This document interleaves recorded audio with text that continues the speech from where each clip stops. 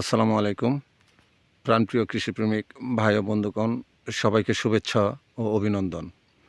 আজ আবার চলে আসলাম আমার কলার বাগানে। এখানে 15,000 কলার গাছ আছে। এটি হচ্ছে আপনার রঙিন সাগর। এই কলাটা খুবই সুস্বাদু এবং সুমিষ্ট হয়ে থাকে। আমরা আল্লাহর রহমতে, আল্লাহ যদি রহম করে আর কি, এটা রোজাকে টার্গেট করে আমরা বাগানটা করছি। গাছের বর্তমানে এই অবস্থা আছে। গাছের পরিবর্তনটা হয়েছে অনেক। গাছের এখন আমরা সার দিয়ে দেওয়া হয়েছে।